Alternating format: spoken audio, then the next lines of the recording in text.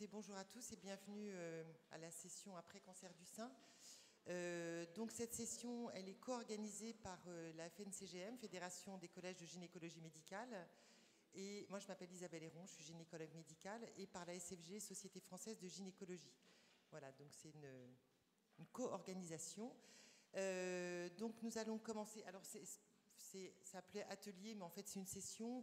L'idée c'est qu'en fait ce soit très interactif et peut-être que vous n'hésitiez pas à poser les questions après chaque session. Voilà, je pense que comme on n'est pas très nombreux, je pense que c'est assez facile que ce soit vraiment un débat très ouvert. Et puis en fonction de vos pratiques et de vos attentes. Pour ne pas perdre de temps, donc on a décidé qu'en fait, on s'est mis d'accord entre nous que les questions seraient posées après chaque intervention parce que c'est plus, par rapport au thème, c'est mieux comme ça. Donc c'est 20 minutes de présentation, je ferai le timer, je serai vigilante et 10 minutes de discussion, voilà. Donc je laisse la parole à Anne Le Sur qui a organisé cette session-là avec moi.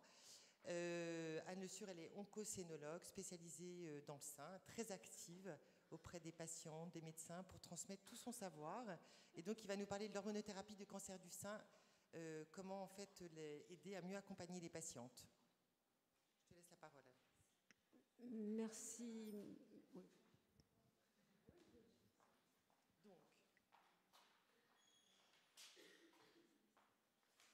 il est 16h07. Bonjour à tous. Alors là, la technique m'a promis qu'il suffisait de cliquer sur le nom pour que les diapos apparaissent. Voilà. Ça a l'air d'être effectivement tout à fait vrai.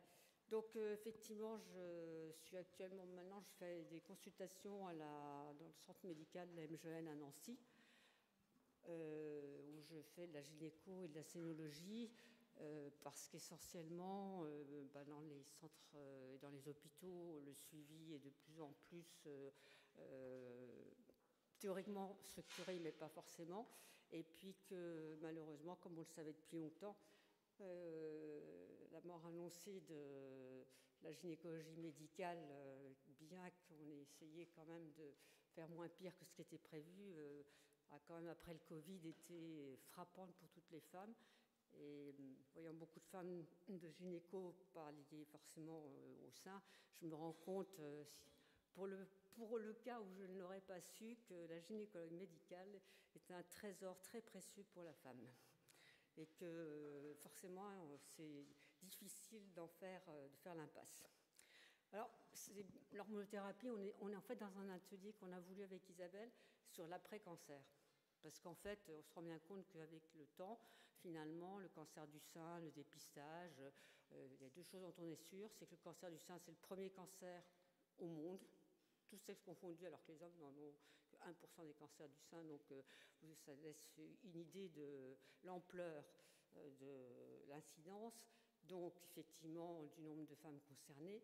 Et l'autre caractéristique, c'est que dans tous les pays qui ont un niveau de vie et des ressources financières correctes, c'est une maladie qu'on guérit à 80%, mais qu'il faut continuer à suivre.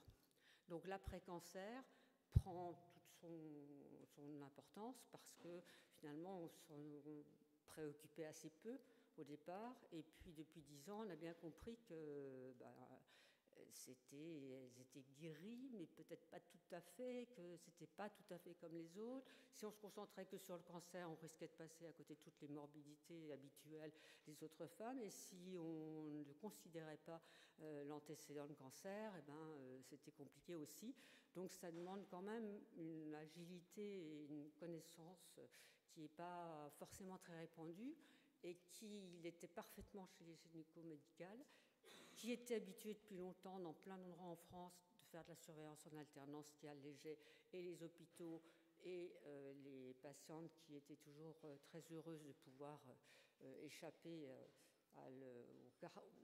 au carcan de l'hôpital. Et tout ça, c'est un peu en train de disparaître, d'autant plus que les médecins traitants sont... vous savez bien la situation, je ne vais pas faire du catastrophisme, mais enfin, ils sont débordés, ils n'ont pas le temps, les gynécos qui restent ne prennent pas de nouveaux malades, et il y a manifestement un souci sérieux sur cette question. Donc, il nécessite qu'on en parle vraiment.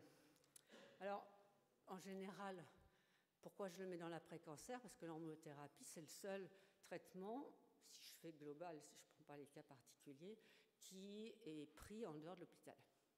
Il est pris en dehors de l'hôpital et en fait, il arrive à un moment charnière. C'est-à-dire qu'en général, encore une fois, c'est un cas général, il y a eu toute cette épreuve du diagnostic, de l'annonce, de cette appropriation de la maladie et du plan de traitement, chirurgie, chimiothérapie ou pas, radiothérapie ou pas, évidemment, tout ça étant précisé dans les réunions de concertation pluridisciplinaire et entouré d'explications le mieux possible, ceci en obéissant et en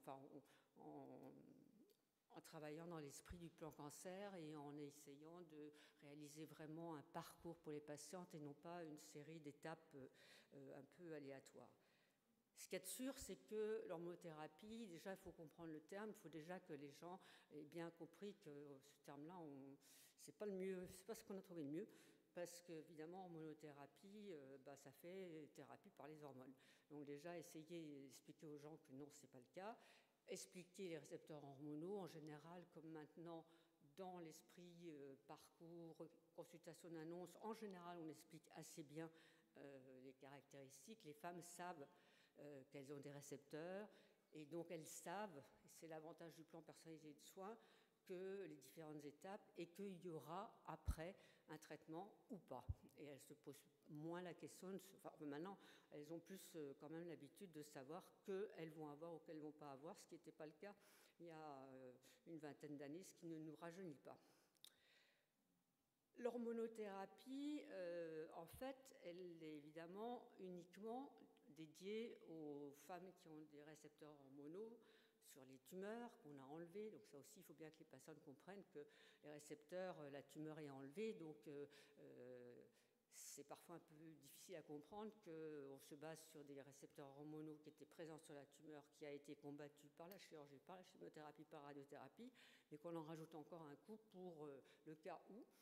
Et c'est aussi parfois difficile pour elles de comprendre que, en fait, c'est quelque part une guerre aux hormones, c'est-à-dire aux œstrogènes et à la progestérone, on insiste toujours plus sur les œstrogènes, et que le but de toute cette affaire, c'est supprimer l'action des œstrogènes, ce qui fait qu'effectivement, on arrive assez bien à l'expliquer aux femmes qui ont des récepteurs hormonaux, on l'explique moins bien à celles qui n'ont pas de récepteurs, parce qu'elles vont avoir aussi des troubles engendrés par les différents traitements, mais bien qu'elles n'aient pas de récepteurs, ce n'est pas pour autant qu'elles n'auront pas la même sanction par rapport à la privation. Alors, j'ai l'impression d'avoir passé deux d'un coup. Je ne sais pas si je peux revenir en arrière. Comment on fait pour revenir en arrière? Ça, je ne sais pas. Peut-être là. Voilà, c'est ça. Donc, effectivement, l'environnement hormonal, c'est important de savoir que ça va correspondre à des tableaux qui sont tous très différents. Parce que le cancer du sein est majoritairement chez les femmes ménopausées, mais quand même, on voit bien dans l'incidence qu'il arrive chez des femmes plus jeunes et donc pas encore ménopausées. Donc ça va concerner une myriade de situations qui vont toutes être différentes. Donc on dit toujours que chaque patiente est différente et personnelle, mais c'est encore plus vrai là parce que chaque situation va être à nuancer et donc à expliquer. Et donc, il va vraiment falloir expliquer ça à la patiente au fur et à mesure parce que sinon, ça va être difficile à intégrer, ce d'autant que, encore une fois, le début de la prescription de l'hormonothérapie signifie le retour à la ville, à sa vie dite habituelle, et donc la fin de ces rendez-vous à l'hôpital qui ont rythmé les mois précédents. Donc, effectivement, elles ont su, on a parlé de l'hormonothérapie de toute façon au début, quand on a demandé d'enlever les pilules œstroprogestatives, les implants ou les stérilets hormonaux, ou chez la femme ménopausée, les traitements de ménopause quand ils ont été mis. Et donc du coup là, elles ont bien compris à ce moment-là qu'il y avait un problème avec les hormones, mais que les situations seraient différentes en fonction de avant ou après la ménopause. Donc effectivement, la ménopause, c'est toujours le vrai problème du mot ménopause. Et avec un certain nombre de gens connus sur la ménopause, on a eu l'occasion de se débattre sur ce sujet dans un podcast qu'on a fait ensemble sur la privation hormonale et ce qu'il fallait et ce qu'on pouvait faire. Et en fait, on se rend bien compte que le mot ménopause, il a des significations différentes, mais la vraie étymologie, c'est que c'est définitif. Et donc, en fait, finalement, aménorrhée et transitoire, c'est des mots quand même un peu complexes. C'est plus facile de comprendre ménopause, mais c'est vrai que ménopause, ça sous-entend que c'est terminé et que ça ne reviendra pas. Et donc, le mot ménopause transitoire, qui est parfois utilisé, n'est pas tout à fait adapté et entraîne effectivement un certain nombre d'incompréhensions. Donc, si je résume simplement, en fait, il y a des conséquences qui vont être dues à l'hormonothérapie seule, c'est-à-dire au traitement qui vise à supprimer les hormones. C'est-à-dire que certaines femmes auront eu un traitement loco-régional, une hormonothérapie pendant 5 ans. Il y en a qui n'auront pas encore atteint la ménopause, il y en a qui auront atteint la ménopause. Selon la molécule sera différente au cours du temps et au moment et la façon dont sur quel terrain ça survient, notamment avec les comorbidités. Et puis, il y a l'hormonothérapie qui survient après la chimio, qui est tout à fait différente, surtout chez les femmes non ménopausées, puisque la chimiothérapie va elle-même avoir un rôle d'hormonothérapie par le fait qu'elle va atteindre les ovaires plus ou moins vite, plus ou moins rapidement et de façon plus ou moins définitive, et que donc, en soi, et on l'a souvent pensé il y a des années, que finalement la chimiothérapie, elle agissait aussi pas que par le côté toxique chimique, mais par le fait qu'elle induisait cette hormonothérapie, même chez les femmes qui n'ont pas de récepteurs hormonaux. Alors, l'hormonothérapie, tout ça c'est très bien, mais ce qu'il faut absolument effectivement arriver à faire, si on veut arriver à convaincre les gens, c'est de leur expliquer en quoi ça consiste, certes, mais qu'est-ce que ça va leur apporter. C'est-à-dire qu'il faut arriver à les convaincre, sans le dire devant les gens qui n'ont pas de récepteurs hormonaux, que c'est un avantage. Pour pas que les autres se disent qu'ils ont un désavantage. Mais il faut le présenter comme un avantage dans la mesure où parfois les gens disent c'est un truc en plus, c'est une chimio plus légère. Non, il faut bien qu'ils comprennent qu'effectivement c'est un autre traitement qui va les accompagner dans cette étape qui est de l'après-cancer, où ils ne sont plus à l'hôpital, mais ils ont quand même un truc qui peut leur servir de paratonnerre et qui peut les rassurer. Et à partir du moment où on les a bien convaincus que c'était quand même un avantage, que c'était quelque chose qui pouvait les aider à être plus sereins et moins inquiets par rapport à l'avenir, la tolérance est forcément différente parce qu'elles ont compris la balance risque-bénéfice. Et effectivement, de bien leur montrer qu'il n'y a pas de doute, c'est prouvé et reprouvé, que de toute façon, quel que soit le produit qu'on va utiliser, on a un avantage à utiliser ce traitement et que ce traitement va vraiment être efficace aussi bien sur récidive locale ou contrôle-latéral que sur les récidives à distance. Alors, on a tout utilisé, c'est ça qui est assez étonnant. Comme on disait tout à l'heure dans la salle de preview, on devrait faire un jour, je fais appel à la candidature, un topo sur l'évolution des présentations depuis le carrousel de diapos qui évidemment se renversait dans les escaliers avec des diapos pas numérotés, mais qui avait l'avantage qu'on avait fait ça 10 jours avant et que quand on était au congrès, on n'avait plus besoin de chipoter sur une diapo. Je trouve qu'on était plus serein.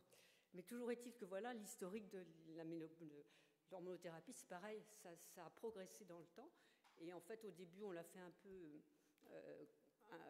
sans savoir et sans bien comprendre, avec cette affaire des ovaires qu'on a enlevés chez une femme qui était avec un cancer très avancé et que ça a marché. Puis après, on a progressé toujours avec les scientifiques et on a petit à petit compris ce qu'on avait fait de façon un peu intuitive.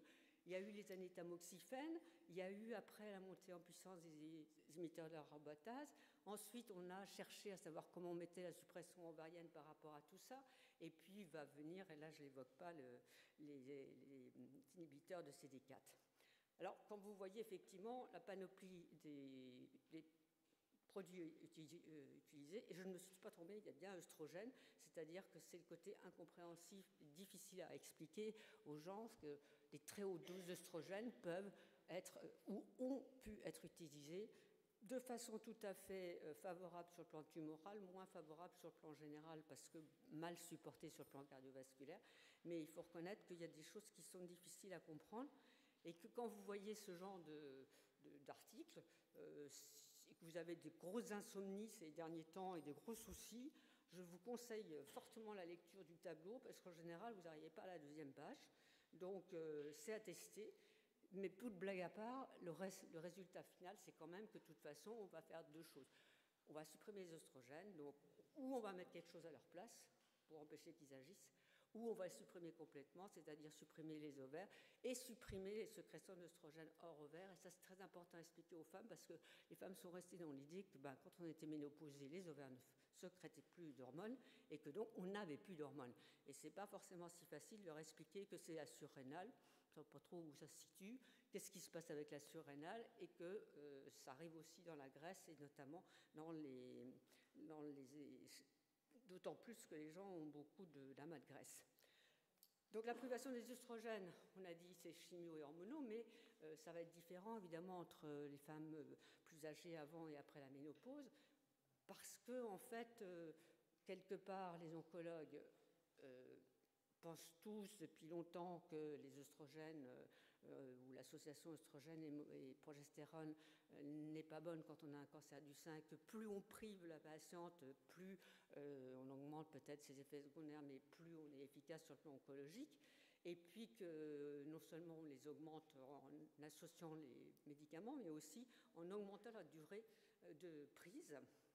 Et donc, évidemment, la tolérance d'hormonothérapie, ce n'est pas facile parce que ça survient après tout un parcours qui n'était déjà pas tellement facile. Et surtout, on n'a pas forcément identifié ce qui s'était passé et on met sur le dos de l'hormonothérapie qui commence encore une fois en dehors de l'hôpital quand on vient à la maison des conséquences de traitements précédents qui n'ont pas forcément été tout à fait expliquées ou dont on n'a pas compris le sens, comme par exemple l'aménorrhée chimio-induite par la chimio qui donne ses propres effets secondaires et qu'on met sur le dos de l'hormonothérapie parce qu'en fait, tant qu'il y a eu la chimio et la radiothérapie, on n'a pas vraiment su qu'est-ce qui était dû à quoi. Sachant que bien sûr, chez les femmes jeunes, on va avoir des questions tout à fait différentes par rapport aux femmes âgées, notamment le problème de la fertilité de la grossesse. Puis nous allons avoir le plaisir d'écouter Christine sur ce sujet ensuite. Alors, je prêche les convaincus, c'est bien quand on se parle, c'est bien quand il y a des gynéco-médicales, c'est bien quand elles parlent avec les oncologues, donc, parce que la situation devient de plus en plus compliquée et que cette prise en charge de l'après-cancer, maintenant que les femmes ont toute chance de guérir et de vivre, il faut le prendre très au sérieux parce que ce n'est pas les effets immédiats qui vont nous poser un problème, mais bien les effets dans le temps, dont l'ostéoporose, dont les problèmes cardiovasculaires. Et en fait, ça va mettre en cause toute une série de problèmes auxquels on ne pensait pas autrefois parce qu'on se disait il faut essayer de guérir et puis on verra après. Donc, on a aussi mieux compris toute la complicité de toutes ces situations parce qu'on essaye, et souvent, notamment, on vient de le faire, je cite encore Christine, avec un certain nombre d'autres collègues, on a fait quelques allers-retours à l'INCa sur un référentiel qui s'intéresse aux effets secondaires des hormonothérapies, ce qui est quand même plutôt rassurant. Ça prouve simplement qu'effectivement, il y a suffisamment de femmes qui sont concernées par ça pour que ça justifie de se pencher sur la question et d'établir un référentiel. Mais c'est aussi l'occasion de voir que c'est très difficile de faire des séparations et des cloisons entre les choses. C'est-à-dire qu'on ne peut pas prendre une molécule toute seule et dire voilà, cette molécule va donner ça, ça, ça et ça, mais qu'on a dû plusieurs fois, chaque fois, réexpliquer, notamment tous les médecins qui étaient autour de la table, que c'était très difficile parfois de vraiment savoir si la fatigue elle était due à tel produit ou à tel autre produit, que c'était différent selon les personnes, que c'était pas toujours, et que ce qui pouvait être écrit dans la notice n'était pas toujours ce qu'on retrouvait, et qu'il fallait savoir écouter la femme, même si ce n'était pas exactement ce qui était décrit dans la RCP. Et bien comprendre aussi que c'est survenu sur quelqu'un qui était malade. La preuve, c'est que quand on donne ces traitements dans des pays où ils font de la prévention hormonale, on n'a pas les mêmes effets secondaires à molécules égales si la patiente a eu un cancer ou si la femme fait de la prévention. Donc simplement, on est tous d'accord, et tous les articles le sont depuis fort longtemps, de dire qu'il y a quand même beaucoup d'effets secondaires, indépendamment de toute la situation psychologique et autres, et qu'effectivement, quels que soient les produits qu'on utilise, on a quand même une prévalence qui est très importante des signes climatériques, avec en premier chef, quel que soit le produit qu'on utilise, les bouffées de chaleur et les arthralgies, les sueurs nocturnes et tous ces signes qui sont absolument à prendre en considération si on espère que les personnes prennent le traitement. Parce qu'il faut premièrement qu'elles le prennent. Bon, ça, quand on prend vraiment les précautions et qu'on prend vraiment du temps et qu'on explique les choses, on peut espérer que ça va marcher bien. Mais il faut aussi qu'elles continuent à le prendre et que de ce point de vue-là, elles soient accompagnées aussi bien par un médecin, par des infirmières ou par des gens impliqués ou par les pharmaciens, mais enfin qu'elles sentent que tout le monde sait la difficulté et que ce n'est pas parce que c'est fini et qu'elles ont fini leur traitement à l'hôpital que tout va bien et qu'elles peuvent sortir les poubelles le soir. Enfin, j'exagère, mais bon, c'est juste certaines patientes qui disent, ben voilà, ça revient exactement comme avant, ils ont oublié que j'étais malade et je fais de nouveau les mêmes corvées. Comment on sait tout ça? C'est depuis que les patientes nous parlent et c'est surtout depuis qu'on les écoute. Et vous connaissez tous l'étude Canto, qui est l'étude de Unicancer, qui a été lancée en 2012, où on a fait une étude prospective de vécu de toute la situation après cancer chez les femmes qui avaient des cancers du sein. Et il commence à sortir maintenant les résultats de ces études.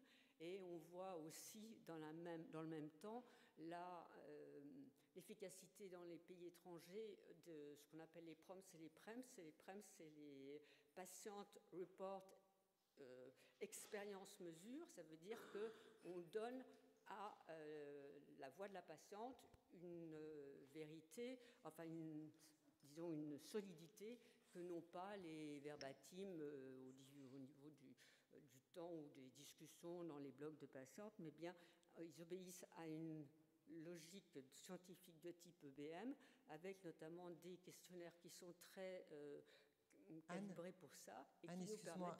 Attends, peut-être 2 minutes. Oui. Donc, simplement dire, voilà, qu'est-ce qu'il y a? Il y a effectivement, on a vu la ménopause, ça, on en a parlé. Il y a le traitement de la ménopause. Et là, vous avez effectivement tous les articles que vous voulez, dont vous aurez bientôt les recommandations de l'INCa, dans lesquels on trouve tout et un peu autre que tout, c'est-à-dire les médicaments, les non-médicaments, les produits qui sont testés ou pas testés. Et on me suis permis de rajouter effectivement certains produits qui n'étaient pas évoqués dans ce qu'on a dans liste en général, avec purification de pollen. On a effectivement des articles sur la qualité de vie, et là, on a également un article très conseillé pour les insomnies qui vous montre la totalité de ce qu'on peut avoir quand on présente ça à la patiente et tout ce qu'on peut lui proposer comme solution qui ne sont pas forcément très efficaces, et vous voyez en fonction des couleurs le degré d'efficacité. Simplement insister sur 2 choses, c'est qu'en fait, quand on sait tout ça, il faut vraiment en parler avec les gens, et c'est ce qui ressort de Canto et des PREMS, c'est que les patientes disent vraiment il faut qu'elles comprennent qu'on leur en parle, que nous, on a bien pris conscience du problème. Une fois qu'on les a convaincus de prendre le traitement, c'est arriver à ce qu'elles continuent et qu'elles voient bien que c'est parce qu'on y croit, c'est pas simplement parce qu'on a un médicament à donner, mais qu'on y croit et que vraiment on est convaincu que c'est utile. Et puis après, il faut les accompagner dans le temps et donc être ensemble et créer toujours cette chaîne de solidarité entre toutes les spécialités, que ce soit encore une fois infirmière, pharmacien ou médecin. Donc simplement pour vous dire qu'effectivement, il ne faut pas oublier le sport, que quand on cite le sport sur les bouffées de chaleur, ça fait parfois rire les gens, mais ça n'a rien de drôle, et qu'effectivement, c'est tout un ensemble de choses, et on ne peut pas dire qu'il y a un produit en particulier, mais il il y a tout ce qui est important, et notamment, on a la chance d'avoir Carole Lemaître qui va nous parler du sport, dont elle a fait vraiment le sens de son exercice. Simplement, un message important, uniquement, c'est, je crois vraiment, être soi-même convaincu que c'est utile. Si vous dites, oh, bah, écoutez, si vraiment vous ne pouvez pas laisser tomber, ça c'est quand même gênant. Par contre, que vous acceptiez l'idée que bah, parfois, on peut en rater, etc., qu'on ne soit pas trop rigide, c'est important, mais que les gens comprennent que vous avez cette conviction de penser que vraiment c'est utile pour les gens et que ça vaut le coup, sachant que vous êtes là tout autour des gens pour les accompagner. C'est très important de savoir que les gens sachent qu'ils sont là et que vous tous, et c'est l'importance d'en parler, vous ayez conscience de cette difficulté pendant des années et qu'il faut non pas dire bah, supporter sinon ça n'ira pas, mais aider à supporter. Alors c'était un tout petit peu long, je suis désolée Isabelle, j'ai fini, mais c'était pour essayer de vous resituer cette curieuse finalement prescription qui n'est pas dans le temps des traitements à l'hôpital, qui est donc en dehors, et c'est aussi peut-être pour ça que c'est difficile, parce que les femmes n'ont pas encore vraiment l'habitude de prendre des traitements aussi importants en étant chez elles. Merci Anne. Bon, on sent que tu es totalement investie pour tes patientes dans l'accompagnement du post-cancer, et je pense qu'elles ont sûrement beaucoup de chance de t'avoir près d'elles. En tout cas, notre rôle est aussi, en tant que gynécologue, et de continuer à les accompagner. Est-ce que vous avez des questions ou des commentaires ou, par rapport à vos patientes On n'est pas très nombreuses, donc allez-y. Hein. Non Est-ce que ça pose des problèmes, l'hormonothérapie, à prescrire, ou est-ce que vous voyez, vous, des patientes qui disent c'est parti dans la poubelle, enfin, quand elle arrive à le dire Est-ce que quelqu'un a envie de parler je veux bien commencer. Alors, l'hormonothérapie, au départ, elle est quand même prescrite par les oncologues. Nous, en fait, on les voit en cours de traitement, mais au départ, après toute la phase de chirurgie, radiothérapie, chimiothérapie éventuellement, l'hormonothérapie est d'abord initiée par l'oncologue. La plupart du temps, c'est le radiothérapeute qui termine, qui clôt les traitements et qui le fait. Et c'est un peu dommage parce que c'est au moment où finalement il fait ses prescriptions de pansements, de crèmes pour le local. Et puis il y a le petit comprimé que vous allez prendre et comme en général il ne sait pas trop, il vous balance la liste complète des effets secondaires de toutes les hormonothérapies. Donc c'est un peu saisissant. Et puis, il y a des organisations où il y a une consultation de fin de traitement avec la remise du plan personnalisé d'après-cancer. Et là, ça peut être le chirurgien, je ne sais pas, Christine qui est dans un centre à Lyon, ou tous les gens qui sont dans des structures de cancérologie. Quand on dit que c'est le médecin référent, on ne sait pas forcément. Ça peut être le chirurgien, ça peut être le radiothérapeute, l'oncologue. Parfois, tu n'as pas de chimiothérapeute, donc il n'y a pas de... c'est un des médecins de l'hôpital. Mais par contre, ce n'est pas lui qui va continuer à les suivre. Oui, mais en fait, moi, ce que je remarque parfois, c'est qu'entre ce que les patientes nous disent, notamment, moi, je trouve que sous anti-aromatase, les patientes ont parfois des arthralgies extrêmement invalidantes. Et quand on voit le compte-rendu de l'oncologue qui suit la patiente tous les ans, disent arthralgie peu invalidante. Donc, en fait, il y a... parce que l'oncologue, pour lui, c'est une nécessité, mais comme nous, mais elles ne disent pas la même chose en fonction de la personne qu'elles ont en face d'elles. Je crois que c'était l'avantage de cette mise en place du plan personnalisé d'après-cancer qui alternait et qui donnait une vraie responsabilité au gynécologue quand il l'alternait. Enfin, Christine, tu me diras si tu partages ça, et qui à ce moment-là redonnait à la gynéco, quand elle le voyait dans le cadre de cette organisation d'après-cancer, une légitimité oncologique. Et c'est là où je disais dans la diapo, il faut qu'ils se parlent entre eux. Oui, alors moi, ça m'arrive d'envoyer des courriers en disant « Madame Intel se plaint d'arthralgie extrêmement invalidante, y a-t-il une alternative thérapeutique ?» Parce que c'est vrai que, globalement, leur compte-rendu, c'est souvent très bien toléré.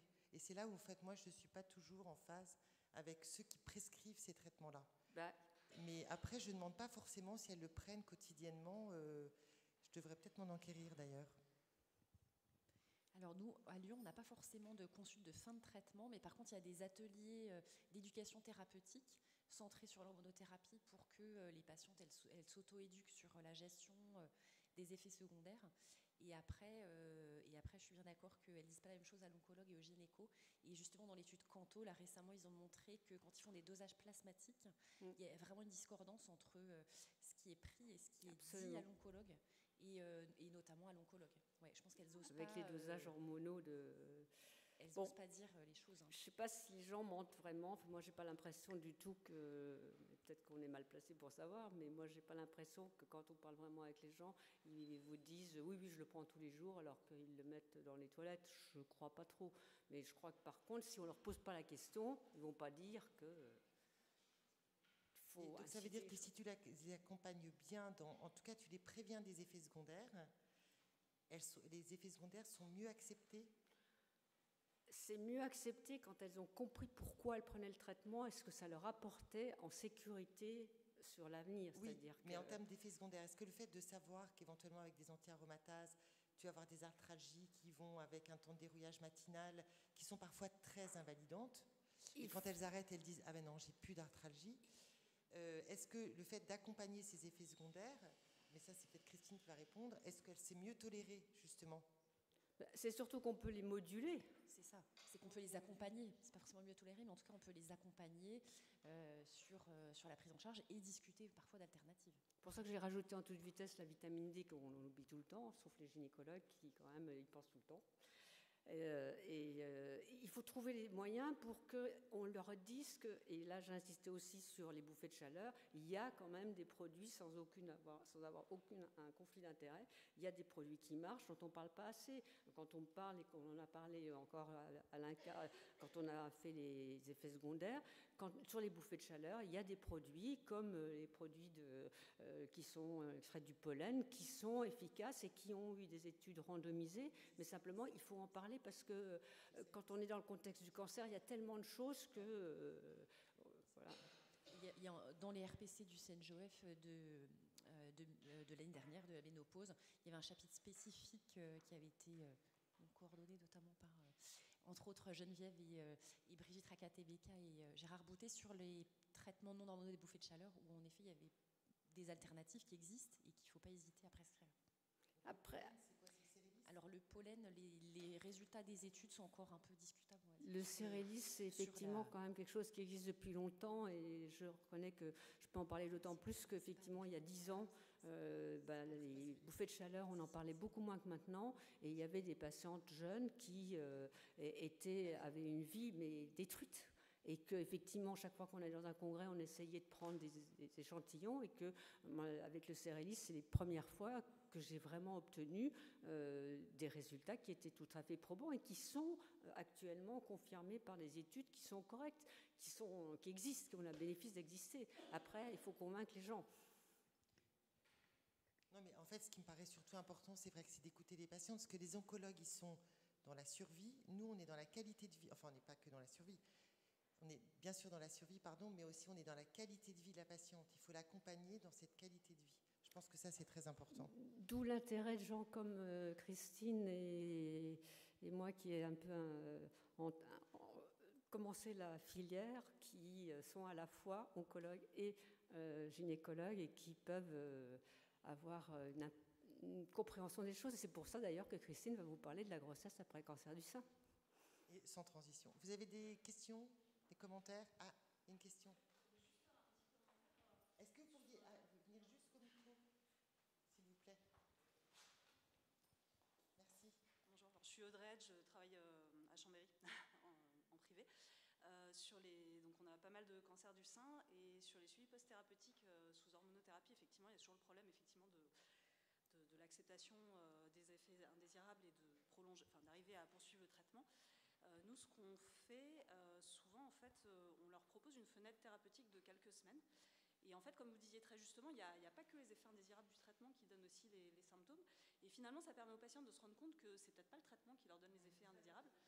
Et du coup, en fait, le fait d'arrêter pendant quelques semaines et de se rendre compte que les symptômes persistent, en fait, ça permet de dire, en fait, c'est pas le traitement, vous pouvez continuer le traitement. Et du coup, derrière, il y a une meilleure acceptation aussi du traitement. Et évidemment, on va mettre en place à côté tout ce qu'on peut pour pallier aux symptômes qui les gênent, mais ça permet aussi d'accepter plus facilement de poursuivre le traitement. Voilà.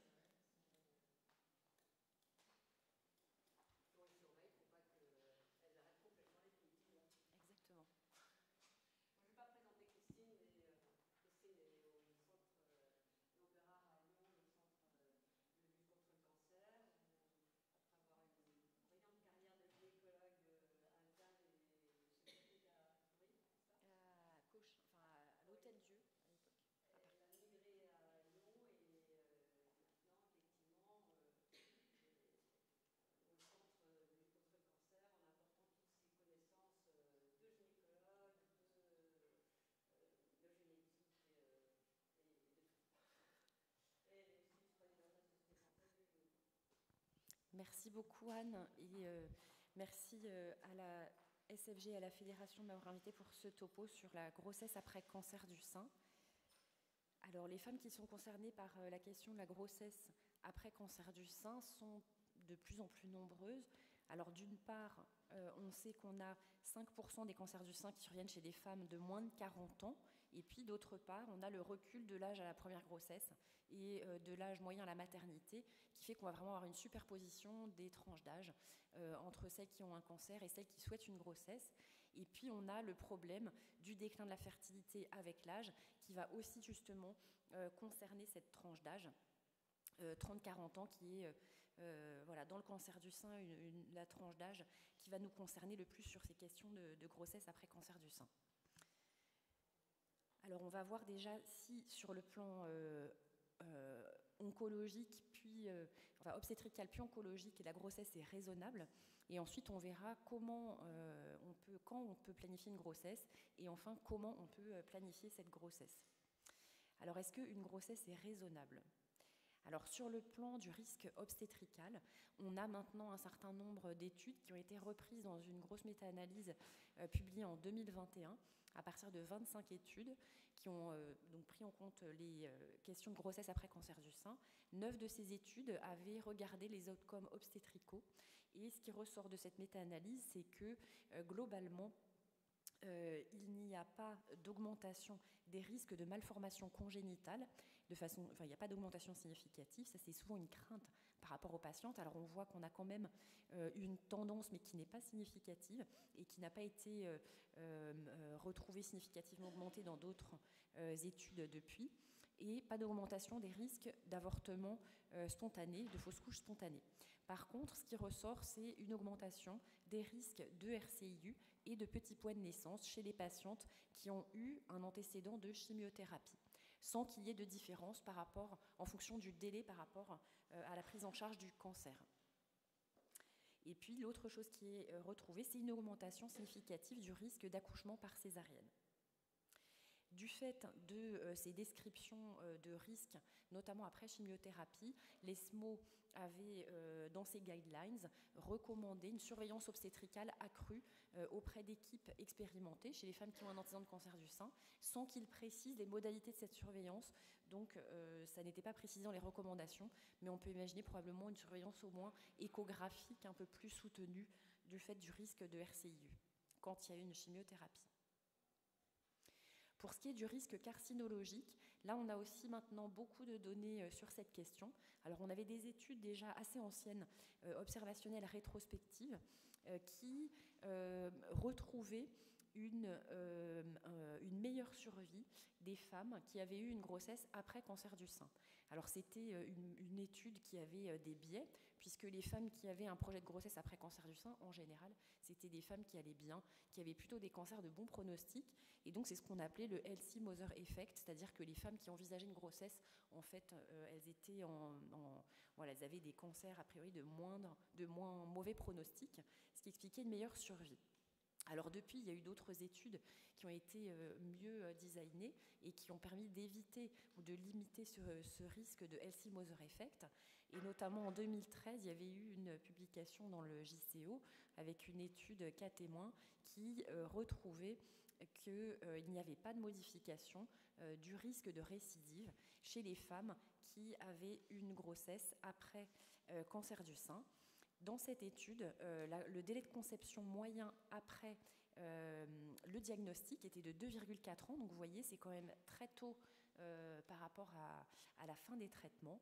Et quand il comparait celles qui avaient une grossesse dans les 2 ans après le diagnostic et celles qui avaient une grossesse plus de 2 ans après le diagnostic, il ne trouvait pas non plus de différence significative. Alors depuis, on a eu d'autres études qui ont été reprises dans cette fameuse méta-analyse publiée en 2021 et où là, on a 19 études sur le risque carcinologique. Alors là, ils avaient ajusté sur l'ensemble des éléments qui pouvaient entraîner un healthy mother effect et donc ils ont vraiment limité ce risque de biais. Et ce qu'ils retrouvent, c'est qu'il n'y a pas d'augmentation du risque de récidive chez les femmes qui ont une grossesse après cancer du sein. Ils retrouvent même une survie sans récidive qui est meilleure en fait chez les femmes qui ont une grossesse après cancer du sein. Et une survie globale qui est également meilleure. Alors quand ils regardent en fonction par sous-groupe, ils ne retrouvent pas d'impact du statut ganglionnaire, c'est-à-dire que ce résultat est retrouvé y compris chez les femmes qui avaient des cancers N+. Pas d'impact en fonction de l'issue de la grossesse, c'est-à-dire qu'il s'agisse d'une grossesse arrêtée ou avec un accouchement prématuré ou une grossesse à terme, ni d'impact du délai entre le cancer du sein et la grossesse. Ils ne retrouvaient pas non plus d'augmentation du risque en fonction des statuts RH. Alors là, on avait seulement 2 études qui ont regardé ce résultat en fonction du statut RH, donc ça reste des données qui sont limitées, mais y compris chez les femmes RH+, on ne retrouve pas d'augmentation des risques de récidive, et c'est dans le sous-groupe RH- qu'on aurait plutôt une diminution du risque de récidive. Par contre, il n'y a pas de données en cas de plusieurs grossesses après cancer du sein. On n'a pas assez de patientes qui ont eu plusieurs grossesses pour avoir des éléments sur cette question.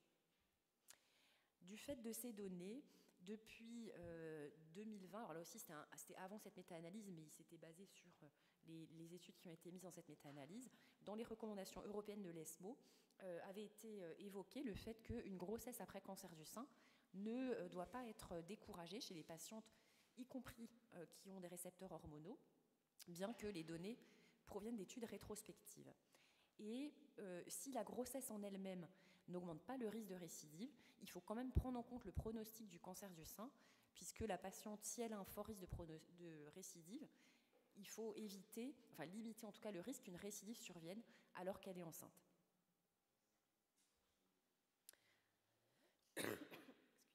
Alors, à quel moment est-ce qu'on peut planifier cette grossesse ? Alors, chez les patientes qui ont un cancer RH-, on va surtout se fier par rapport à cette question justement du risque de récidive. Pour les cancers RH-, le risque de récidive, il est surtout important pendant les 2 premières années après la prise en charge initiale, et on va donc essayer d'éviter la survie d'une grossesse pendant cette période, non pas que la grossesse entraîne un surrisque de récidive, comme je vous l'ai montré, mais c'est plutôt qu'on veut éviter qu'il y ait 2 événements en même temps, et donc on recommande habituellement un délai de 2 à 3 ans après la fin des traitements pour les patientes qui ont un cancer RH-. Pour les patientes qui ont un cancer RH+, là la situation est un petit peu plus complexe. On sait que la durée de l'hormonothérapie est associée avec son efficacité, et donc pour une hormonothérapie prise pendant 5 ans, on va réduire de moitié, de 47% le risque de récidive du cancer à 10 ans. Mais si la patiente ne prend l'hormonothérapie que 2 ans, par exemple, on va avoir une réduction seulement de 29%. Donc on va perdre en fait une partie du bénéfice de l'hormonothérapie. Dans la méta-analyse que je vous ai montrée, où ils avaient regardé pour les patientes RH+, le fait qu'il n'y avait pas d'augmentation des risques de récidive, dans ces 2 études, en fait, les patientes avaient une durée médiane d'hormonothérapie de 50 à 60 mois. C'est-à-dire qu'elles avaient pris en fait toute l'hormonothérapie. Donc du coup, c'était des patientes qui avaient plutôt un projet de grossesse du coup à distance du diagnostic, après avoir complété toute l'hormonothérapie. Et donc dans cette situation, on a un peu pris entre pris en étau, puisque d'un côté, on a la durée de l'hormonothérapie qui est associée avec une meilleure efficacité, et vous savez que parfois maintenant on discute des prolongations d'hormonothérapie jusqu'à 10 ans. Donc ça, c'était les résultats des études Atlas et Atom, où on a une amélioration sur le risque de récidive et sur la mortalité dans certains sous-groupes, notamment pour les patientes qui ont un envahissement ganglionnaire ou qui ont des facteurs de mauvais pronostic. Mais d'un autre côté, on a le déclin de la fertilité avec l'âge et de la réserve ovarienne. Et donc, si on demande à une patiente d'attendre 10 ans pour être enceinte, on risque de la faire passer dans une catégorie d'âge où elle ne pourra plus être enceinte naturellement. Et donc, il y a une étude internationale qui a été mise en place pour essayer de réfléchir à la question d'une grossesse au cours d'une fenêtre d'hormonothérapie.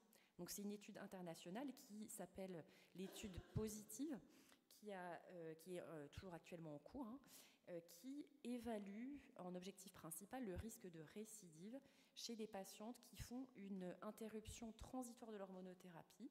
Alors il fallait, pour être inclus dans cette étude, que les patientes aient pris au moins 1 an et demi à 3 ans, à 2 ans et demi, pardon, d'hormonothérapie. Puis elles étaient incluses donc, au moment où elles disaient qu'elles avaient le projet de grossesse. Il y avait ensuite un wash-out de 3 mois. Et ensuite, elles arrêtaient leur contraception et elles pouvaient mettre en route une conception. Puis il y avait donc grossesse, plus ou moins allaitement. Et ensuite, reprise de l'hormonothérapie pour compléter les 5 ans ou 10 ans qui avaient été recommandés par l'équipe oncologique. Avec idéalement une fenêtre d'interruption qui ne devait pas dépasser 24 mois. Alors après, en pratique, c'était évidemment en fonction des situations. Il fallait évidemment que la patiente ait mené à bien toute la grossesse, qu'elle ait accouché, et puis pour qu'elle puisse reprendre l'hormonothérapie. Donc il y a eu la première publication sur la description des inclusions en 2021. Donc vous voyez la répartition des inclusions. Donc en France, on a été plusieurs centres à participer. Et c'était Audrey Maillet de Lille qui était la coordinatrice nationale pour ce projet. Et viennent d'être présentés à San Antonio, donc le gros congrès de cénologie, en décembre 2022, les premiers résultats sur les risques de récidive, alors qu'ils sont encore très précoces, puisque là, ces données ont été présentées avec un suivi pour l'instant en moyenne de 2 ans et demi après l'interruption de l'hormonothérapie. Et donc jusqu'à ce point d'analyse des données, il y a 74% des patientes qui ont eu au moins une grossesse, 64% au moins une naissance vivante. Mais toutes n'ont pas encore accouché, puisque du coup, au moment du gel de la base, il y en avait qui étaient encore enceintes ou qui étaient encore en train d'essayer d'être enceintes. Et à ce point de gel de base, il n'y a pas été retrouvé de surrisque de récidive en comparaison à des données historiques des études soft et text, donc que connaissent bien les gens qui sont dans la céno, qui évaluent donc justement l'impact de l'hormonothérapie. Et donc il y a eu des récidives dans la cohorte, mais avec un taux qui est équivalent aux études soft et text, donc pas de surrisque de récidive. Alors attention, pour l'instant c'est des résultats très tôt puisqu'on est seulement à 2 ans et demi de l'arrêt. Donc il faudra attendre d'avoir les résultats à 5 ans, 10 ans de recul. Mais pour l'instant, il n'y a pas de signal, en tout cas négatif, de cette stratégie. À 2 ans de l'interruption de l'hormonothérapie, il y avait 8% des patientes qui ont récidivé ou qui sont décédées avant la reprise de l'hormonothérapie. 76% ont repris leur hormonothérapie et 15% n'ont pas encore repris. Alors ça reste encore une des craintes dans la communauté oncologique de savoir est-ce que ces patientes vont reprendre l'hormonothérapie, parce qu'une fois qu'elles ont goûté à la vie sans hormonothérapie, c'est aussi parfois un peu compliqué de les pousser à reprendre.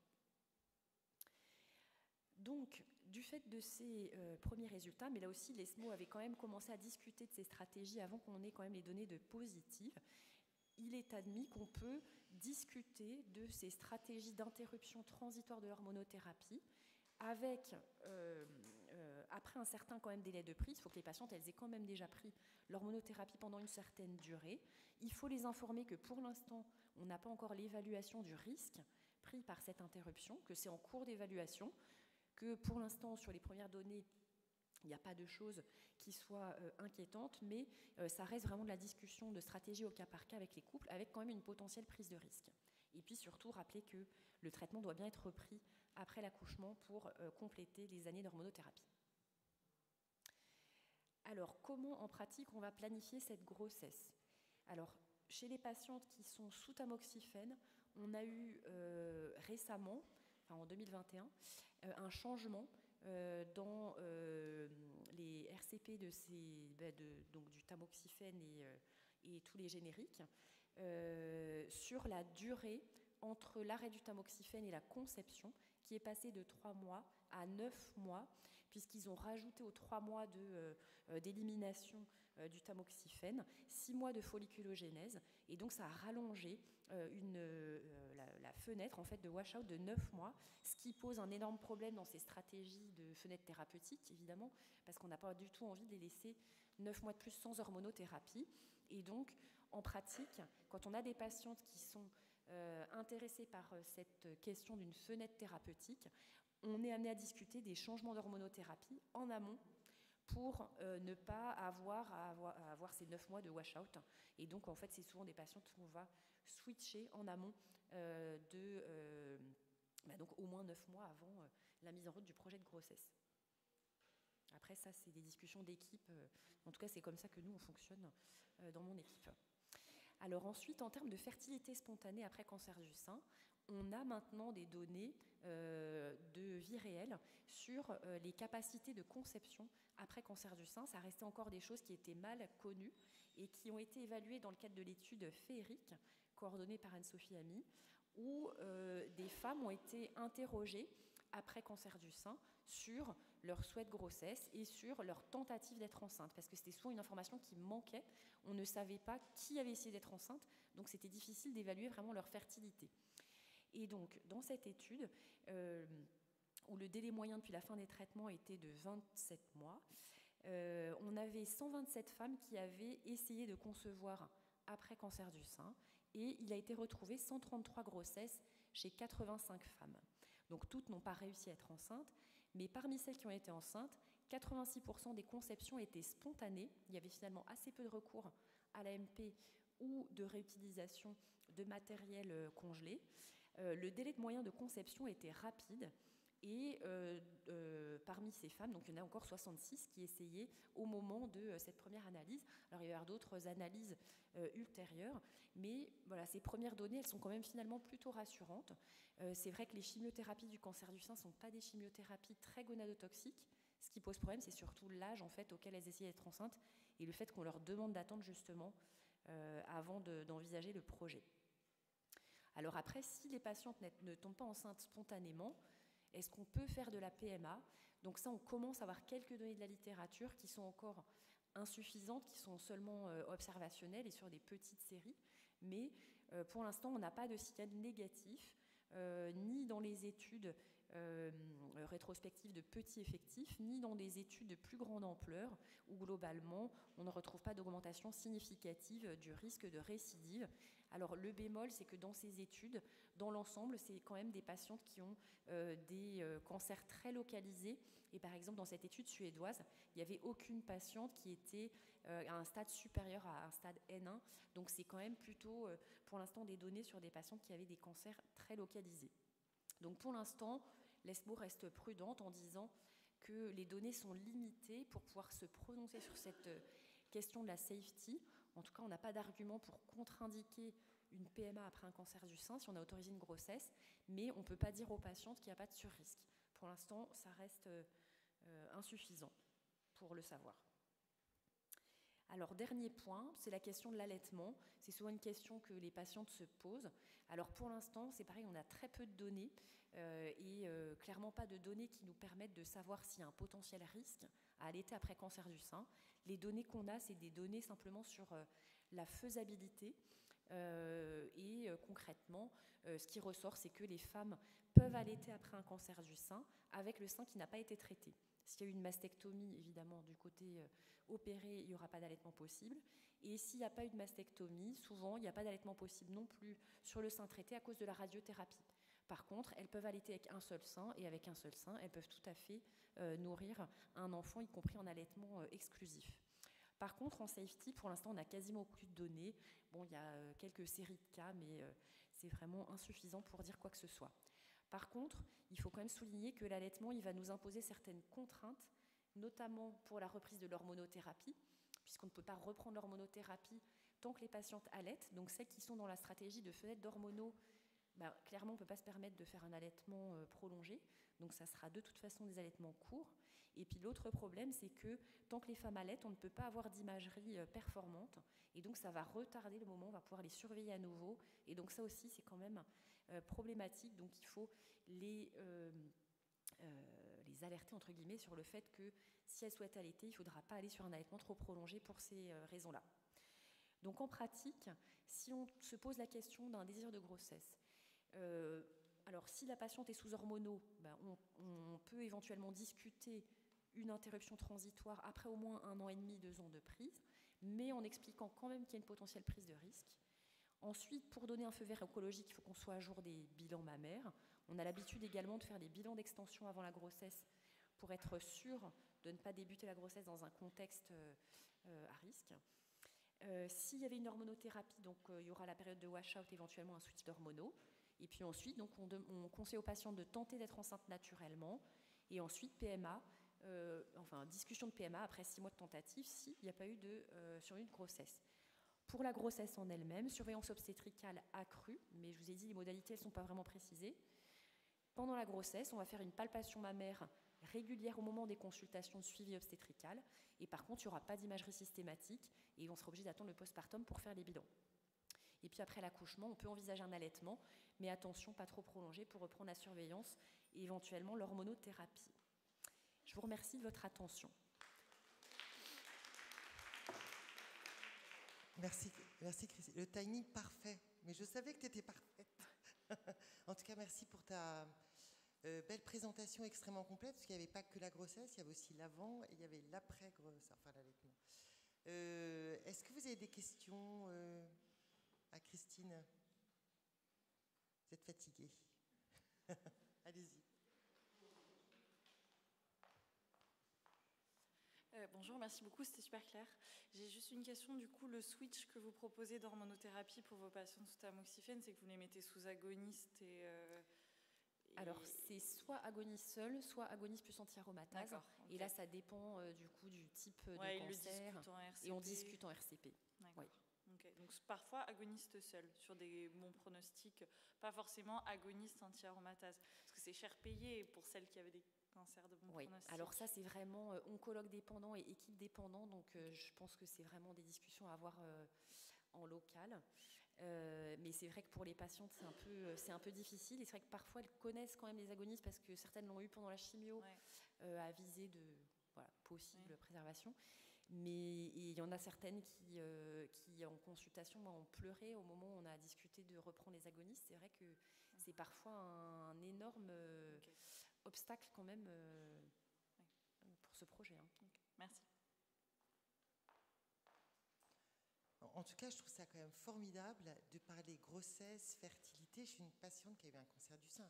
Enfin, je trouve que c'est une énorme évolution des dernières décennies, ça c'est clair. Je trouve ça fou, quoi. Par contre, j'ai juste une question. Est-ce que vous proposez systématiquement à vos patientes, à vos jeunes patientes, une préservation de la fertilité avant la prise en charge d'un cancer du sein? Alors maintenant, ça fait vraiment partie des recommandations opposables de proposer une consultation. Ça ne veut pas dire que toutes vont y aller ou toutes vont faire. Proposer une consultation. Après, il y a des cas où on ne pourra pas forcément préserver. Parfois, c'est compliqué, mais en tout cas, il faut le proposer, il faut le discuter, oui. Systématiquement. Chez toutes les femmes de moins de 40 ans.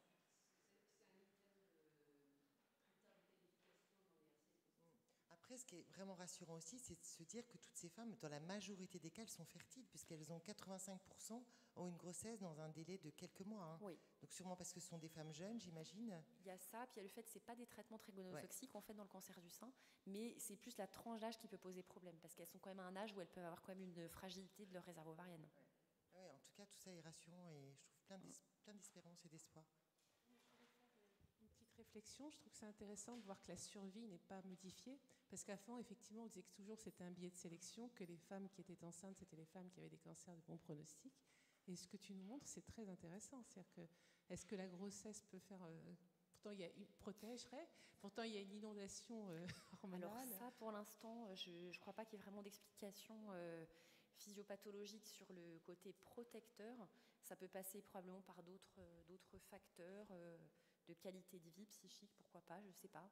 Mais il n'y a pas forcément d'explication pour l'instant très claire. Ouais. En tout cas, je me souviens qu'une fois, Marc Sépier m'avait dit que les œstrogènes protégeaient du cancer du sein. Donc c'est peut-être pour ça que la grossesse pourrait être un traitement du cancer du sein. Non, c'est... On va proposer ça aux oncologues. C'est formidable de se dire que, en tout cas, que la grossesse ne pénalise pas les patientes en termes de survie. Oui. Merci beaucoup, Christine, et merci d'avoir pris le temps de venir parce que ton emploi du temps est chargé. Et que c'est toujours un plaisir de t'entendre. Merci. Donc, le troisième topo est assez est différent. C'est pour ça qu'on a fait les questions chaque fois. C'est un peu c'est des aspects différent, quoique je pense qu'une femme qui fait du sport peut faire une grossesse après son cancer du sein. En tout cas, Carole va vous expliquer un peu son cursus, sachant qu'elle est gynécologue et qu'on se connaît depuis fort longtemps, et qu'un jour, en 2008, elle a présenté des papiers abstracts sur le fait que le sport pouvait être extrêmement efficace dans le cancer du sein et agir notamment au niveau du risque de récidive, et pas uniquement sur le fait de se sentir bien. Et elle a poussé les choses tellement loin qui fait que maintenant elle s'occupe essentiellement des sportifs. Merci de nous réexpliquer ton cursus pour arriver à ce point. Oh, très brièvement, en fait, je suis gynécologue avec un peu la casquette aussi médecin du sport. Je me suis toujours passionnée pour les liens entre l'activité physique sportive et la santé. Donc, je participe au comité sport santé du comité olympique, parce que le comité olympique est en charge des fédérations avec toutes leurs commissions sport santé également. Donc, c'est vrai que c'est mon activité principale actuellement. Donc, je suis très heureuse de vous parler d'activité physique, pas forcément après le diagnostic, après la fin du traitement, parce qu'il faut peut-être s'y remettre, mais dès le début de la prise en charge du cancer du sein. Je vais regarder si j'y arrive, avoir les flèches où il faut. Donc, on passera rapidement. Vous savez très bien tous que la sédentarité, eh bien, c'est un facteur de risque avant le cancer du sein déjà, mais également eh bien, dans les suites. Et dès le diagnostic, il faut s'enquérir peut-être de la sédentarité de nos patientes, parce que finalement, rester plus de 8 heures assis ou couché dans la journée, plus souvent assis avec un travail sédentaire, eh bien, on voit qu'en France, on est vraiment lanterne rouge. Et il faut savoir aussi que la sédentarité entraîne plus de décès que le tabac au niveau mondial. Or, la sédentarité, ça s'accompagne d'une modification de la composition corporelle. C'est le premier facteur de risque de l'insulinorésistance, et on verra l'impact sur le pronostic pour les femmes ayant un cancer du sein. Et puis, c'est aussi un facteur de risque de lymphœdème, de repli sur soi, de repli social, et donc de mauvaise qualité de vie. Alors, qu'est-ce qu'on a ? Eh bien, on a un constat, c'est qu'on a des niveaux d'activité physique trop bas et une sédentarité élevée en France, avec une dégradation de plus en plus prononcée sur ces 10 dernières années, et c'est rappelé dans la stratégie décennale de lutte contre les cancers. Alors, ce qu'on sait également, c'est un peu inquiétant, parce que 5 ans après le diagnostic du cancer, c'est près de 50% qui déclarent avoir diminué leur activité physique. Mais ce qui est plus surprenant, c'est même leur activité physique du quotidien. Et là, déjà, une étude un petit peu ancienne qui analysait le niveau d'activité physique 1 an après une chirurgie pour cancer du sein. Et on voit bien que les femmes ne revenaient pas à leur niveau antérieur. Or, les bénéfices, ils sont connus. Et comme le rappelait Anne, on en avait bien parlé déjà en 2008 dans un grand congrès de la Société de scénologie, avec ces études qui sont historiques, mais que rien n'est venu contredire. C'est vrai qu'elles ont été largement confirmées, avec un risque de récidive diminué, avec quoi ? Eh bien, 30 minutes de marche par jour. Alors, si nos patientes se mettent à la marche, eh bien, c'est vraiment tout bénéfice. Il y a aussi un risque, une réduction de la mortalité liée au cancer. C'est déjà bien établi, et vous voyez, ça c'est les études, les premières études, on va dire, qui datent de 2005, et on a analysé vraiment cette diminution de risque qui a fait dire que l'activité physique dans les recommandations, eh bien, c'était l'équivalent d'une chimiothérapie, d'une cure de chimiothérapie. Et puis, vous voyez, plus récemment, eh bien, des méta-analyses, des poules de cohortes. En fait, chaque fois, on a abouti à une réduction de la mortalité toute cause à partir d'une valeur seuil, parce que tout ceci, c'est bien sûr dose dépendant. Donc, plus on en fait, et mieux c'est. Et il y a un seuil vraiment à dépasser, c'est 2h30 au moins de marche par semaine, ce qui est quand même à la portée de nos patientes. Alors, d'autres bénéfices qui vont avoir un impact sur la qualité de vie, c'est l'effet bénéfique sur la composition corporelle. Et vous voyez dans cette étude, qui n'est pas vraiment la plus récente, mais on a comparé des femmes ayant un cancer du sein post-ménopausique et qui pratiquaient une activité physique encadrée de 150 minutes par semaine, donc 30 minutes par jour, d'endurance modérée, versus une activité physique comme elles avaient l'habitude, qui était en dessous en fait des recommandations. Et eh bien, vous voyez, en gris clair, c'est celles qui pratiquaient de l'exercice. Eh bien, on avait un gain en masse musculaire qu'on ne retrouvait pas du tout chez les femmes qui ne pratiquaient pas d'exercice, puisqu'il y avait même une perte de masse musculaire assez importante. Et il y avait aussi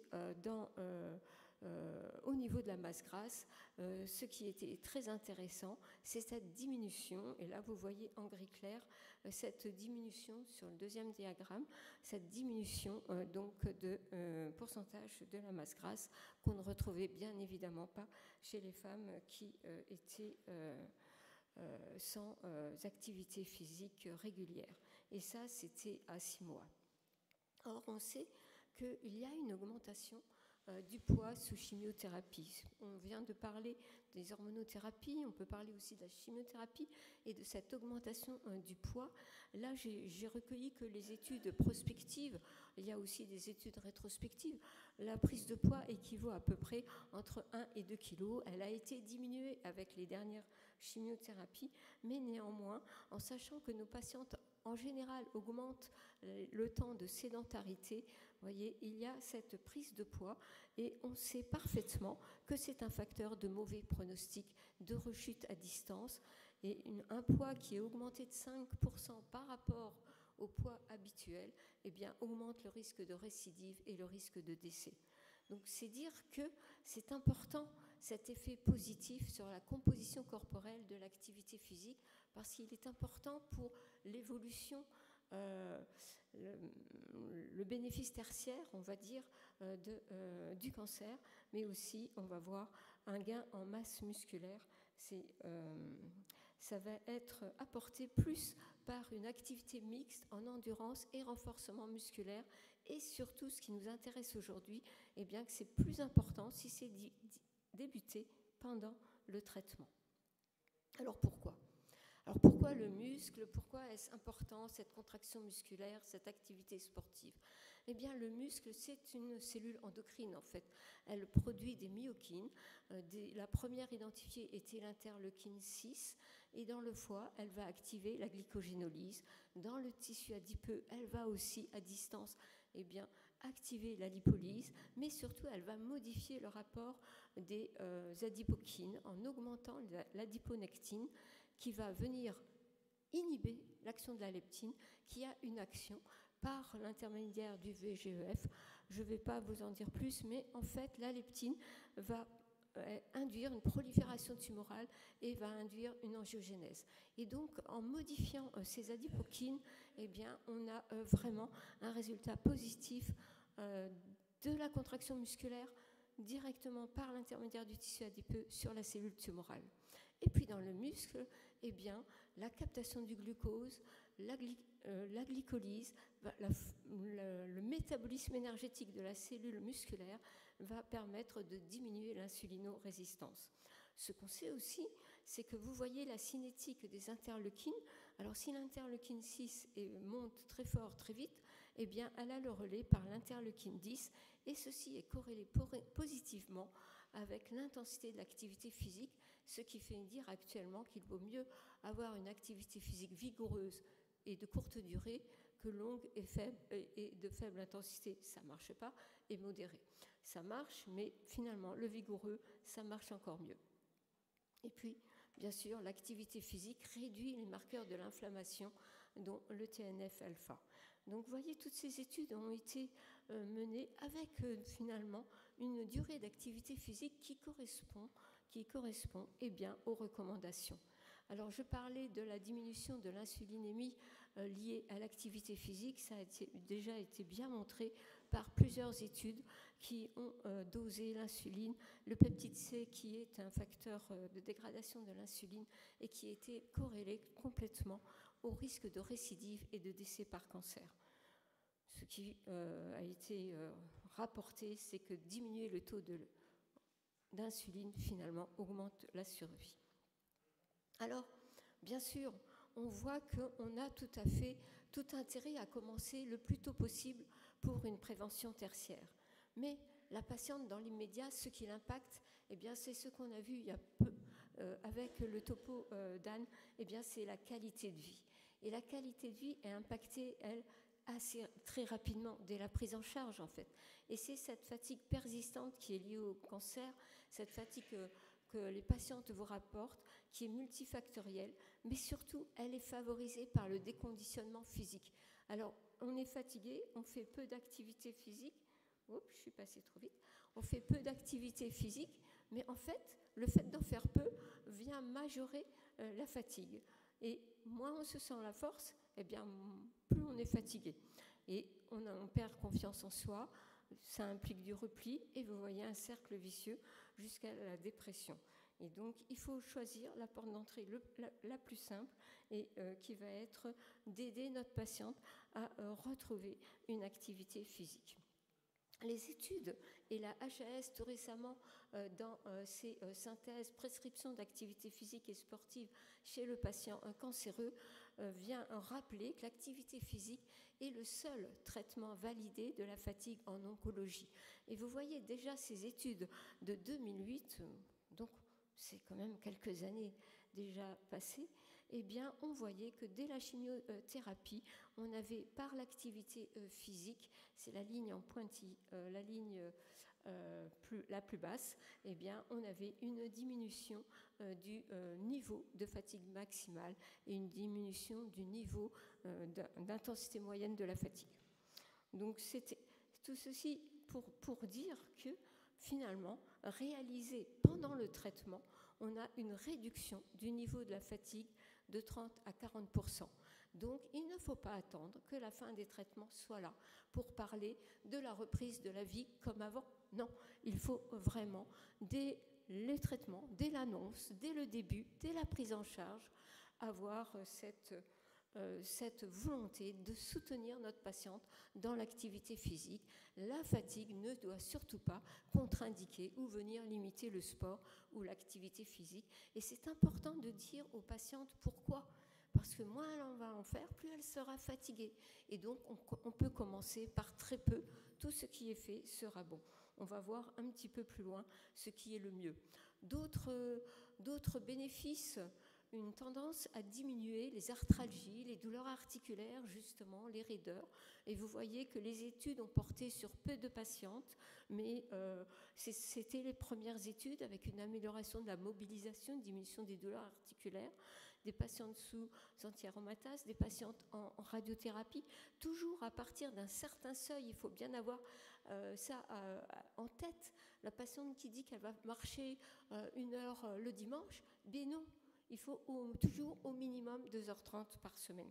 Et puis, une revue Cochrane en 2020, plus récente, qui conclut à une diminution de la raideur articulaire, et c'est important pour nos patientes. D'autres bénéfices, qu'on soit sous traitement ou pas, on connaît le rôle de l'activité physique sur l'amélioration du syndrome dépressif. Mais c'est vrai qu'on a une amélioration des troubles du sommeil qui peuvent être vraiment plus importants à cette période où on est un petit peu bousculé quand même. Une amélioration de l'estime de soi et de l'image corporelle. Ça, c'est vraiment important. Donc, finalement, on voit que si l'activité physique est régulière, d'intensité modérée, pas légère, mais modérée quand même, celle qui donne un peu chaud, et d'une durée suffisante et prolongée dans le temps, eh bien, on va avoir une amélioration de la qualité de vie dans toutes ses composantes. Et ceci, quel que soit le type de traitement. Donc, n'en privons pas les patientes. Alors, on peut se demander, qu'en est-il chez quelqu'un qui nous arrive en consultation déjà avec une mauvaise forme, plutôt sédentaire, plutôt fatigué. Eh bien là, sur une étude plus récente de l'année dernière de patientes d'âge moyen 50 ans. C'était des patientes qui avaient une forme physique diminuée avant la chimiothérapie. Eh bien, ils ont constaté que significativement, il y avait une diminution de la dose optimale de la chimiothérapie. Ils considéraient la dose optimale de chimiothérapie supérieure ou égale à 85% de ce qui était optimal. Donc, ils ont analysé la pratique de l'activité physique. Ils ont pris un groupe et ils leur ont fait pratiquer de l'activité physique. Et pour ce groupe-là, eh bien, l'effet négatif sur la dose optimale était vraiment complètement atténué fortement par la pratique d'activité physique. Donc leur conclusion était de dire de surtout associer l'activité physique dès le début pour une meilleure finalement efficacité de la chimiothérapie. Alors vous allez me dire, là ce sont des cardiologues et des oncologues qui ont travaillé ensemble et ils se sont posé la question, quand est-ce qu'on doit commencer ? Est-ce qu'on commence durant la chimio ? Est-ce qu'on commence après ? Quel est l'impact ? Alors là, c'était de novembre 2022, vous voyez, c'est plutôt récent. Donc quand l'activité physique était possible sous chimiothérapie, eh bien, il y avait une diminution de la fatigue et ça prévenait la diminution du pic de consommation maximum en oxygène, une diminution de la force musculaire. On ne parlera pas de la sarcopénie, mais il y a une diminution de la force musculaire et il y avait aussi une diminution de la qualité de vie. Eh bien, tous ces items négatifs étaient prévenus par l'activité physique commencée durant la chimiothérapie. Et surtout, il y avait un retour fonctionnel et retour au travail, très souvent, qui était finalement plus rapide. Et c'est très important pour nos patientes, pour leur représentation sociale. Si l'exercice n'était pas possible, admettons, ou n'avait pas été prévu, eh bien, quand il y avait un programme fait après la fin de la chimiothérapie, eh bien, elle retrouvait le même niveau à 1 an. Donc, c'était beaucoup plus lent de revenir à son état le meilleur, dans sa meilleure condition. Donc, c'est important. De quoi parlons-nous ?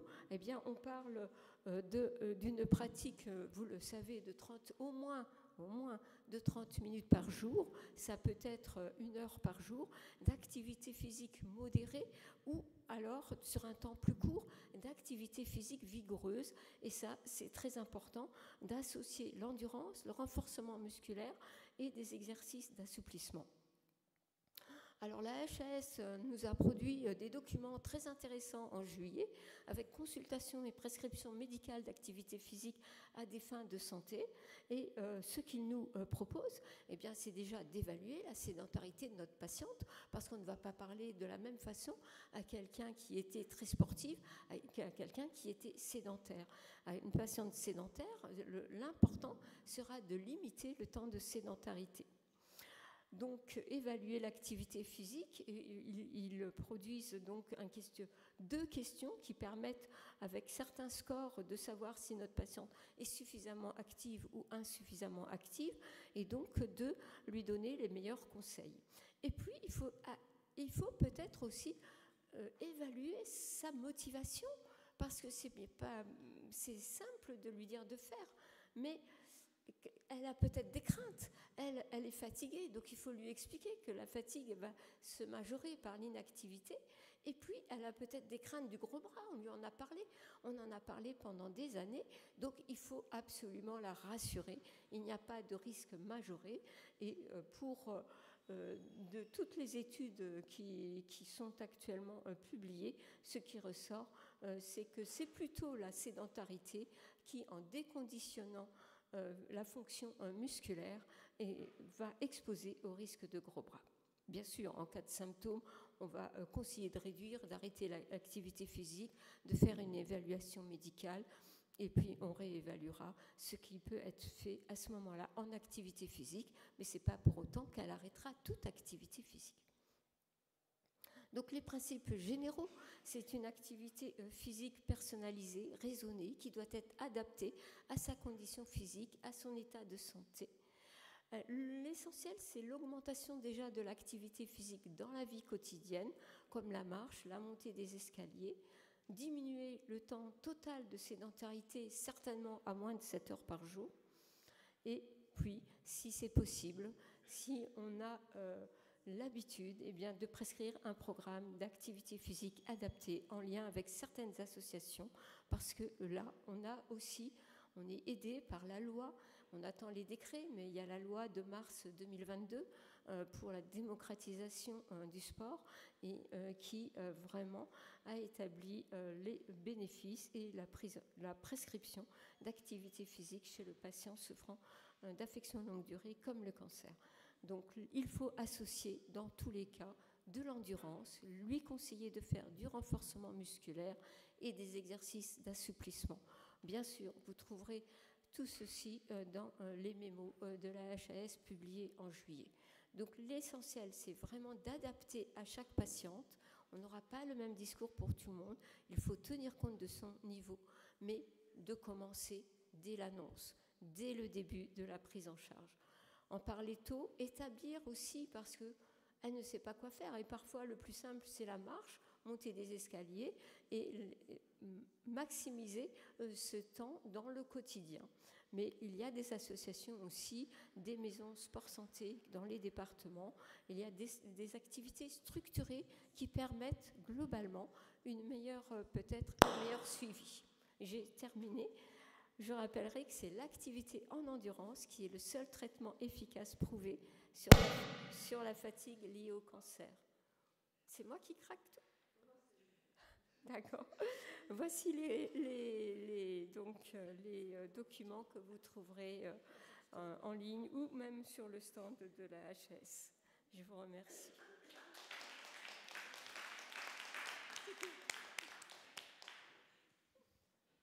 Je pense qu'Isabelle n'est plus en état de prendre la parole.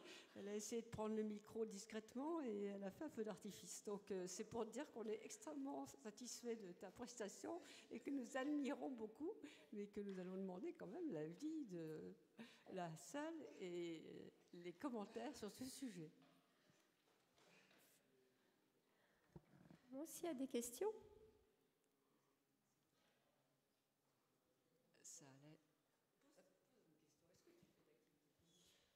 Désolée, merci beaucoup, hein, c'était très éclairant et hyper intéressant.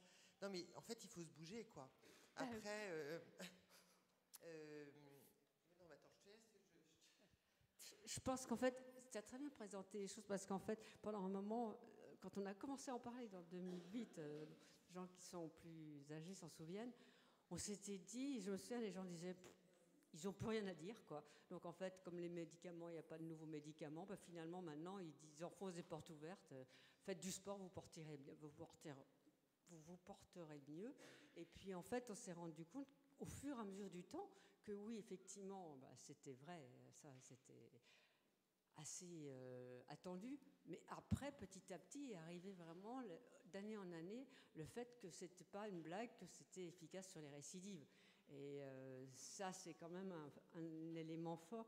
Mais c'est vrai que vraiment, ce qui est important, je crois, quand on est toujours dans cette notion de parcours, quand ce cancer arrive, il faut vraiment avoir un discours avec les femmes en disant, bon, vous allez avoir ça, ça, ça dans votre parcours, mais on n'arrête pas de vivre. Et au contraire, on en profite. Alors, en profite, ça passe pas toujours très bien si vous le dites sans précaution, mais c'est effectivement un moment de libre qui tout d'un coup se présente à la femme.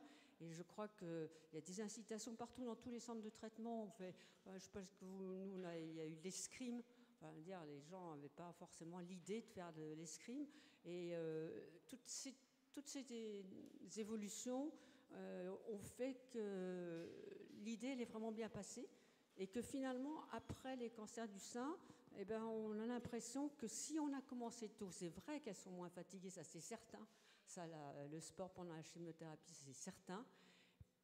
Et puis aussi, ça fait passer mieux la chimiothérapie parce que finalement, maintenant, avec les traitements qu'on a, on arrive quand même à ce que il y ait des semaines où les gens vivent plutôt bien, plutôt que d'aller uniquement faire les courses au supermarché ou emmener les enfants à l'école. Intégrer du sport à ce moment-là, l'avantage majeur, c'est qu'après, on leur dit maintenant, vous n'allez pas arrêter, ce serait trop dommage. Tandis qu'effectivement, commencer après, alors il y a aussi dans l'histoire de tout ce qui est dans l'après-cancer, il y a aussi une tendance qui n'est pas l'activité physique, mais qui est les cures, dont on parle de plus en plus. Et les cures thermales ont vraiment un certain nombre de spécialisations sur l'après-cancer. Je ne sais pas si c'est la qualité de l'eau, mais en tout cas, là aussi, il y a des ateliers thérapeutiques sur la nutrition. Et c'est quand même une prévention de mieux vivre après. Je crois que c'est quand même très important de le voir comme ça, parce que ça change l'image de la maladie. Isabelle va peut-être pouvoir terminer. Excusez-moi, j'ai appris mes esprits, mais j'ai eu un fou rire. Non, merci beaucoup, Carole, c'était très intéressant et ça montre à quel point je pense qu'il faut mettre en place cette activité physique, pas une activité sportive, mais physique, la proposer et peut-être bien penser à l'évaluer quand on voit les patientes en consultation. Moi, je ne suis pas sûre de leur demander à chaque fois ce qu'elles font. En tout cas, c'est vrai que c'est difficile à mettre en place, c'est ce qu'on disait quand on est malade, mais quand on n'est pas malade, c'est aussi compliqué à mettre en place et à intégrer dans notre emploi du temps. En tout cas, je pense qu'il faut vraiment œuvrer pour ça. On va clore, remercier les 3 oratrices de cette belle session. En tout cas, je crois qu'il y a eu des messages forts. Merci à vous de votre présence. Et puis, écoutez, bonne soirée à vous. Et faites 30 minutes de marche ce soir avant d'aller dîner.